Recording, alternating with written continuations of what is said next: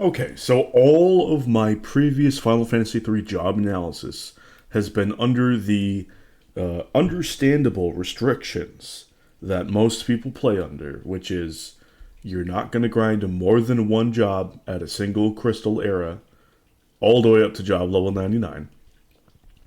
And you're probably not going to use Onion Knight. Like, Onion Knight is just not good for job analysis, period, because it's just once you hit level 90 something and all the way up to 99, the Onion Knights are just going to be the best thing ever, except for maybe having Bard Viking. So, like, Bard Viking Core is still going to be absurd, but, like, having two Onion Knights in there, of course, those are going to be your other options. Like, of course. So, having that there is a big no brainer. Onion Knights just remove a lot of thought from the equation just because they are so good and they were designed to be that good. Now, also, grinding up to 99, it's a very subjective thing to dislike.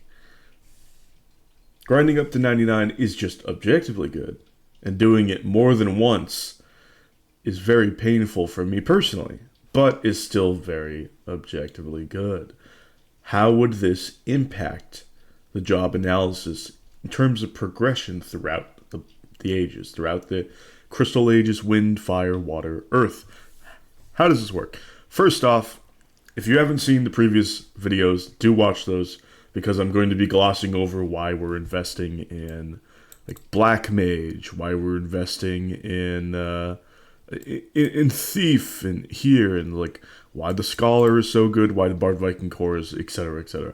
All of these little things that make up the majority of the analysis that I'm just going to gloss over. These things have been explained in deep detail and have been recorded for mostly, especially things like Bard Viking Core, why Red Mage over like a White Mage, things like that. Why I'm Black Mage, etc., etc. But interesting enough, there's no Monk here. There's Red Mage, there's Warrior. Now, specifically, I do want to talk about Warrior here. Red Mage is always going to be invested in once we have Legendary Smith gear, so that we can go on later and get Crimson Vest, Ultima Weapon, and then we have the Excalibur with that. Throw on a Protect Ring as well, and all of a sudden you have immense stat boosts to all of your stats.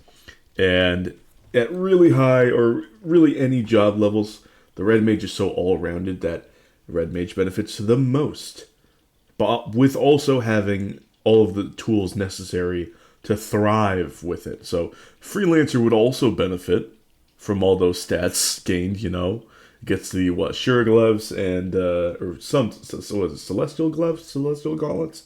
Something like that. And then also you can use Ultima Weapon and Excalibur, just like Red Mage. Except that 5 extra points, what are you really going to do with that? Because can't cast as much, can't equip as interesting stuff. It's like, it's just not the same. I don't have that bonus healing. I don't have that bonus blast. I don't have the drip, although that's very subjective. So Red Mage definitely benefits the most out of any job for all of those stats gained. Now, because we're investing in that right now, we have something very interesting. At really good job levels, all of a sudden we're getting the most out of the Great Bow early on. Great Bow, Iron Arrows, we're making regular attack from the back row, making use of all of the defenses that a Red Mage might have in terms of better armor over your White Mage. You can still provide good dungeon crawling healing, and we also have good intellect, good mind for doing boss healing or what have you.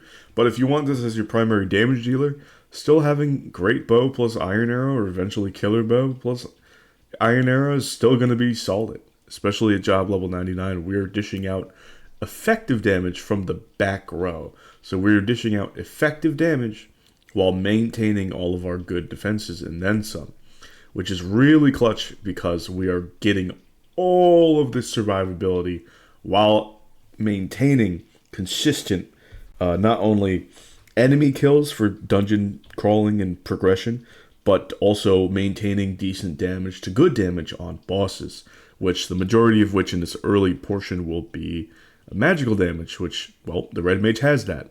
Now, the warrior is interesting. The thief is just not as good in combat because you have, well, high agility but low overall damage. It can do effective damage, especially against mobs, which you look at in Tower of Tot, or whatever it's called, the Ancient's Tower, that Desh jumps into the lava and somehow survives. That one. That tower has a lot of mage-type enemies, which are going to be weak to physical attacks, so the thief with high agility can put in some serious work there. However, pretty much everywhere else pre-Fire Crystal, the thief is going to absolutely suck, and they're going to just steal in combat, and that's pretty much it. Even double spark daggered up, that's still what the thief is going to do. Sure, they can do fine as well when you get to the aquatic sailing areas as well, because double spark dagger is not bad. But again, being able to have warrior in the back row with great bow plus iron arrows, being able to dish out all this damage with regular attacks, such that you don't take the 2.5 times damage mitigation with advancing at job level 99. You're still getting an effective damage from the back row with all that armor. It's just like the survivability is off the charts.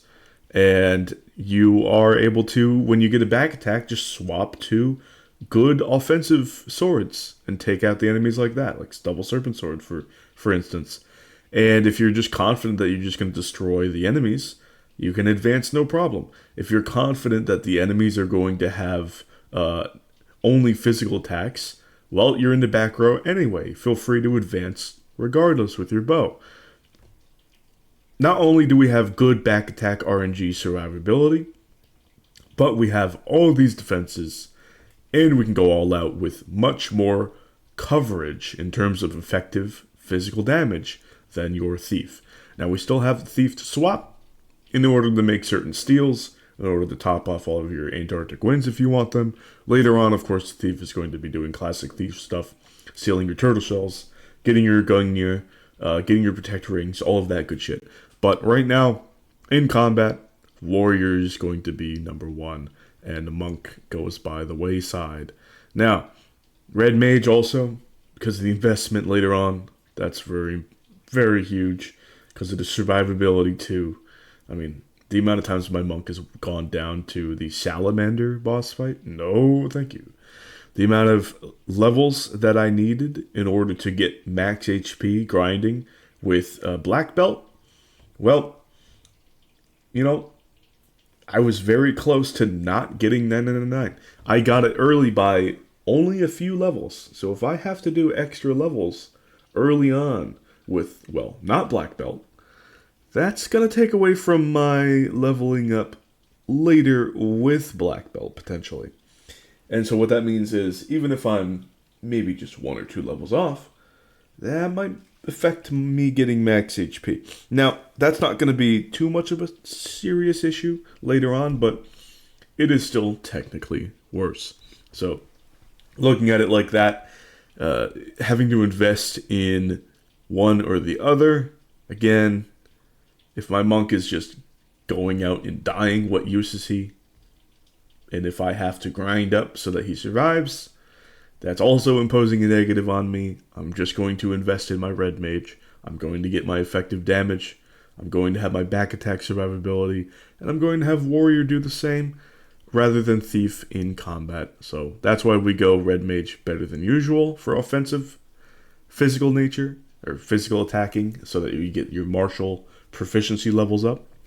But also why warrior, a class which I thought for a long time was very bad, is actually quite good, at least in this early Crystal era. Not so much when we get into the Knight Ranger type shenanigans back here, but the early game does just fine. Alright, thank you so much for watching, and I'll see you guys some other time. All the other things linked in the description and a pinned comment so that you can watch all the FF3 DS analysis and all that good stuff. Bye.